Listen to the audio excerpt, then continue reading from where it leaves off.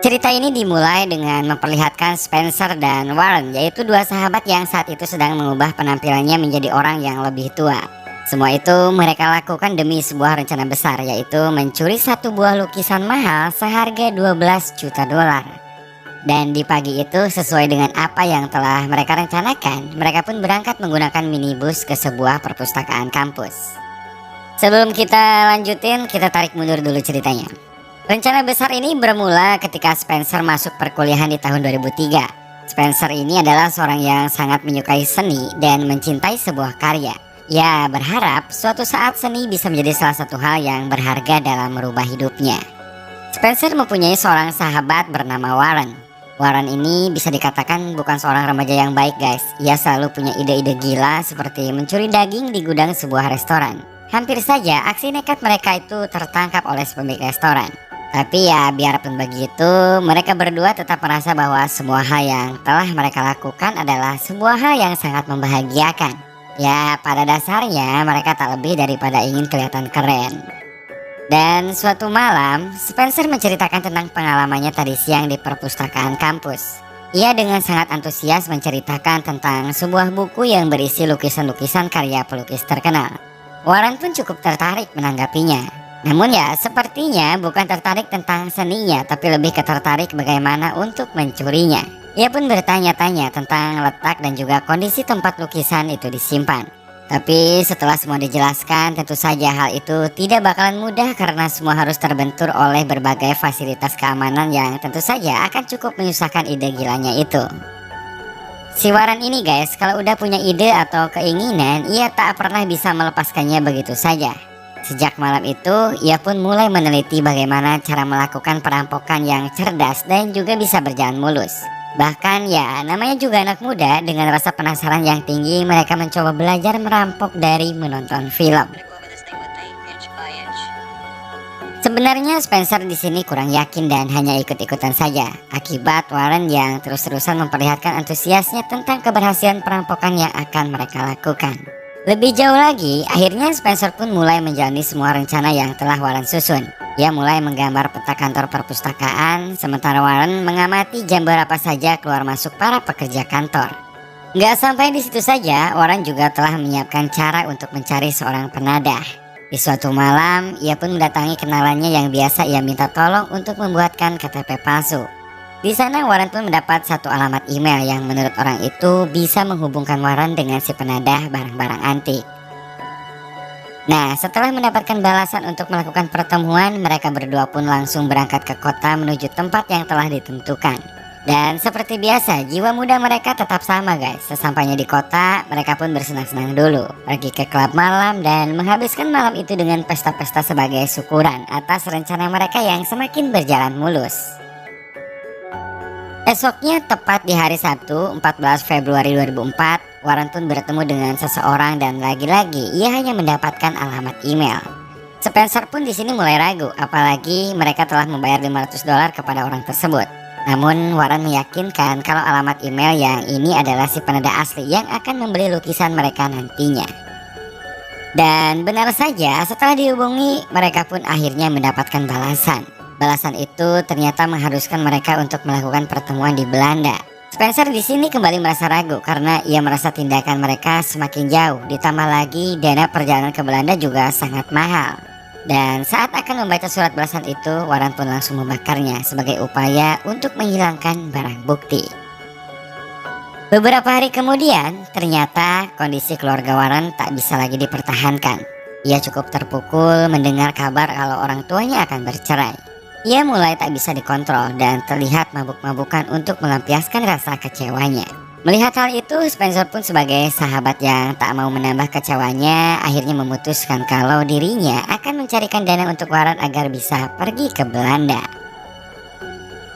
Pada tanggal 5 Maret 2004, Warren pun pergi ke Belanda. Sesampainya di tempat yang dituju, ia pun bertemu dengan dua orang yang telah dihubungi sebelumnya. Dan dengan sedikit basa-basi, mereka pun akhirnya setuju untuk membayarkan uang 30-40% dari total kisaran harga yang ada di pasaran. Namun sebelum itu, lukisan tersebut harus sudah terverifikasi oleh rumah lelang yang terkemuka. Setelah dirasa penada sudah mereka temukan, mereka berdua pun kembali melanjutkan rencana. Dan kali ini Warren langsung menemui temannya yang bernama Eric. Nah, si Eric ini guys adalah seorang mahasiswa yang cukup pintar dan sering tertantang dengan hal-hal yang memacu adrenalin. Karena hal itulah ajakan Warren tak membuatnya berpikir lama untuk langsung menyetujuinya. Rasa kecewanya Warren terhadap orang tuanya ternyata belum cukup. Karena saat itu ternyata pihak kampus juga memutuskan untuk mencabut beasiswanya. Semua itu karena ia telah ketahuan sering mengkonsumsi alkohol dan jarang masuk perkuliahan. Ia pun begitu kecewa, namun bukan malah sadar Warren di sini justru terlihat semakin muak dengan semua keadaan yang menimpanya. Nah, pada suatu malam mereka bertiga pun mulai mendiskusikan rencana perampokan mereka dengan detail. Dari mulai cara melumpuhkan penjaga ruangan bernama Betty sampai dengan jalan mereka kabur melewati pintu darurat lewat belakang. Namun di sini guys, Eric yang memang cukup pintar ternyata tak setuju dengan rencana itu. Menurutnya harus ada satu orang lagi yang mempunyai mobil super cepat. Mendengar hal itu, Spencer yang dari awal hanya terbawa keadaan semakin dilema saja di pikirannya. Apalagi harus menambah orang yang mana orang tersebut mungkin saja tak dapat dipercaya. Akhirnya Warren tetap menemui teman lamanya di waktu SMA yang bernama Chas. Dia ini adalah seorang anak orang kaya yang awalnya tak setuju dengan rencana yang Warren ungkapkan. Namun setelah ia mendengar kalau mereka akan mendapatkan 12 juta dolar dan yang menjaga lukisan hanya ibu-ibu tua, akhirnya ia pun setuju untuk ikut bergabung. Rencana kembali disusun dengan hal awal membuat sebuah nama samaran yang kemudian dilanjutkan dengan membagi tugas masing-masing, di mana Spencer mempunyai tugas menyiapkan barang-barang penyamaran, Eric mencari mobil untuk pelarian, dan Chas mencari rute tercepat untuk meninggalkan perpustakaan dengan mobil. Sedangkan untuk Warren akan membuat pertemuan otentifikasi di rumah lelang yang berada di New York. Di bulan Desember, semua perlengkapan dan peralatan perampokan dicek kembali. Setelahnya, mereka pun mulai melakukan penyamaran menjadi orang tua. Chas pun datang tepat waktu langsung menjemput Spencer dan Warren. Dan di perjalanan ini Spencer juga terlihat semakin dilema. Percaya dan tak percaya sesuatu yang besar akan terjadi di dalam hidupnya dalam beberapa menit ke depan. Dan saat itu ia pun berharap untuk mundur, tapi ya terlanjur semua tinggal beberapa langkah lagi. Di jam setengah 1 siang sampailah di perpustakaan kota. Mereka pun langsung keluar dari mobil dan menuju ke dalam sana. Sesuai tugas yang telah dibagi sebelumnya, mereka pun berpencar dan Warren langsung beranjak ke lantai 2 untuk melihat situasi tempat penyimpanan lukisan.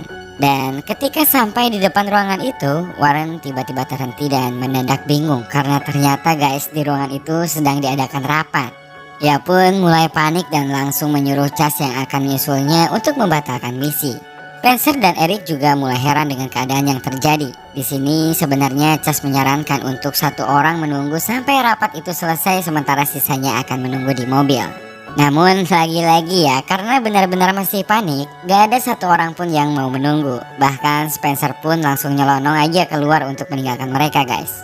Pada akhirnya mereka semua pun ikut-ikutan keluar menuju mobil.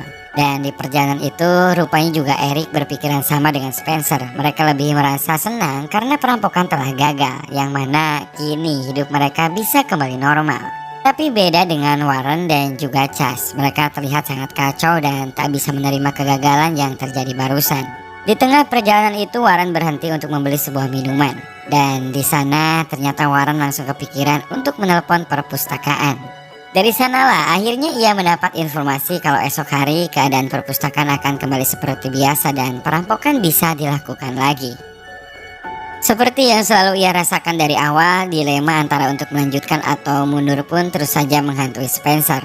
Karena udah benar-benar nggak tahan, akhirnya ia pun datang ke rumah Warren dan langsung mengungkapkan semua yang selama ini ia rasakan. Ia pun beralasan kalau semua ini akan berakhir tak sesuai rencana dan imbasnya ia tak mau membuat orang tuanya sedih. Warren tentu saja tak mau kehilangan Spencer. Ia pun dengan semua kemampuannya kembali membujuk Spencer. Ia meyakinkan kalau semua rencana itu akan berhasil dan takkan ada satupun orang yang tersakiti. Ya akhirnya mau tak mau ia pun kembali luluh. Dan rencana mulai diatur kembali dengan tugas yang berbeda, di mana Chas tetap di mobil sebagai supir, Warren yang akan naik ke atas untuk melumpuhkan penjaga, setelahnya baru Eric menyusul setelah mengamati keadaan di bawah. Sedangkan Spencer hanya sebagai pengawas keadaan. Dan ya, seperti yang kalian lihat, mereka terlalu memaksakan, bahkan berani datang tanpa penyamaran sama sekali. Warren pun mulai naik ke atas untuk melumpuhkan pengawas perpustakaan terlebih dulu. Namun ketika ia sudah berada di hadapan pengawas itu, Warren tiba-tiba merasa ragu dan pada akhirnya ia pun langsung menelpon Eric untuk membantunya. Kepanikan mulai muncul ketika pengawas perpus itu tak langsung pingsan guys. Dan mereka juga kesulitan dalam mencari kunci untuk membuka lemari buku-buku bersejarah yang ada di sana. Namanya juga amatiran ya guys, mereka pun panik gak karuan. Setelah buku lukisan mereka dapatkan, mereka pun langsung bergegas turun ke lantai dasar. Namun apesnya, karena cuma asal rencana saja tadinya tanpa pengecekan dulu, ternyata ruangan itu gelap sama sekali guys. Dan pintu keluar pun tak mereka temukan. Pada akhirnya karena gak ada cara lain, Warren langsung menyarankan untuk membawa buku itu lewat depan. Karena terburu-buru dan juga berat, sayangnya buku lukisan itu terjatuh. Dan sekali lagi karena panik, Eric pun menyarankan untuk meninggalkannya saja. Sesampainya di mobil, Chas pun terlihat kecewa melihat kedua temannya tak membawa buku yang mereka incar selama ini. Namun Eric menenangkan kalau ia telah mendapatkan 2 buku langka, jadi setidaknya gak terlalu rugilah. Di malam itu juga mereka pun pergi ke New York untuk menjual buku tersebut kepada pelelangan tertutup.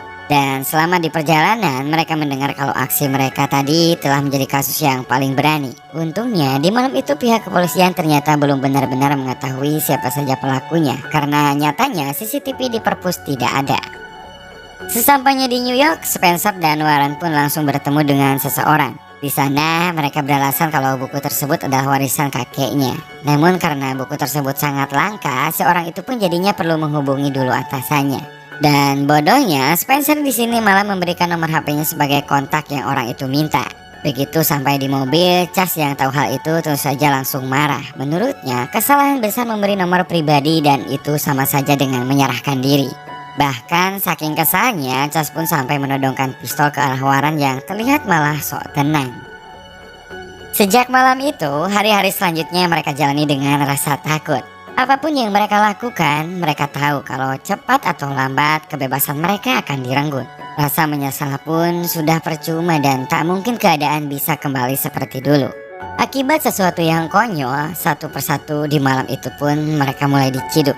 Warren berada di lantai bawah, Spencer yang selalu memberikan nasib selanjutnya, dan Eric yang tak pernah tidur karena rasa takutnya. Serta satu lagi, Chas yang menyerah dengan sukarela. Pada akhirnya mereka berempat pun ditangkap dan dijatuhi hukuman 7 tahun di penjara federal. Dan ini memang merupakan kisah nyata yang saat ini keempat orang tersebut sudah bebas dan tinggal di daerah yang berbeda dengan kehidupannya masing-masing. Di mana sekarang Eric Borsuk tinggal di California dan berusaha mencari pekerjaan sebagai penulis. Charles Allen tinggal di Los Angeles dan bekerja sebagai instruktur kebugaran. Warren Lipka tinggal di Philadelphia di mana ia mendaftar kuliah kembali dan mulai mempelajari pembuatan film. Sedangkan Spencer Reinhardt masih tinggal di Kentucky dan bekerja sebagai seniman spesialis melukis burung.